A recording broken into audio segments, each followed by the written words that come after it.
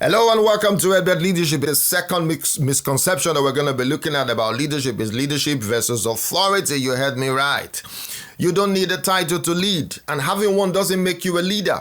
Leadership is something you do, not something you are. It's a verb and not a noun. So let's talk about how you can lead with or without formal authority. You see, authority is a position, people hold it, but leadership is an activity, it's what people do. Authority is a tool granted, and how you use the tool determines your leadership. When someone gives you authority, they are giving you permission to act within boundaries. That's your role, your formal power.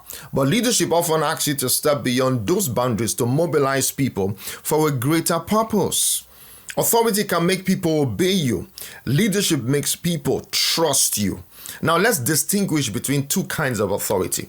There is what we call the formal authority, which is the title, the role, or the mandate you hold.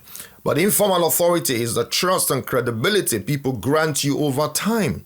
For example, in a workplace, your manager might have formal authority, but there's another staff everyone turns to for advice, for counsel. The one they trust. That's informal authority. Real leadership often comes from that kind of authority. Now, here's the trap of positional thinking. Many leaders and authority figures rely on position instead of purpose. They think because I am in charge, I am leading. Not necessarily. But you see, position only guarantees compliance, not commitment. You might get short-term obedience, but not long-term movement.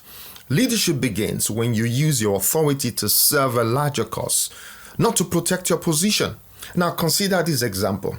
The great Nelson Mandela, a hero in Africa and the world, had formal authority as president, but his influence began long before, when he led from a prison cell. He had no position, no office, no microphone, yet he moved the nation toward reconciliation through moral authority, sacrifice, and vision.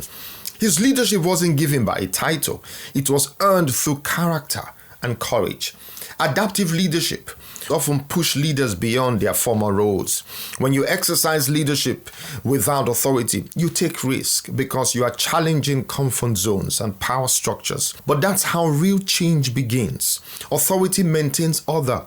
Leadership disrupts it for growth. So how do you practice leadership beyond authority? Two questions to guide you. Number one, how can you use your formal authority to empower others, not to control them? Two, where are you waiting for permission to lead when you could start acting now? And these are my final thoughts.